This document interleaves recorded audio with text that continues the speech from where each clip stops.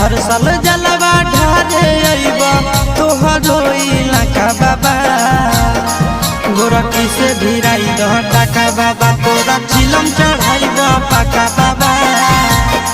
गोरखी से भिराई दह टाका बाबा तोरा चिलम चढ़ाई द पाका बाबा हर साल जलवा ढारे अइबा तोहरो इलाका बाबा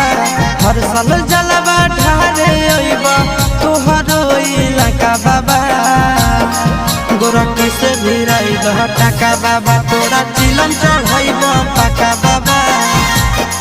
गोरखी से भिराई दह टाका बाबा तोरा चिलम चढ़ाई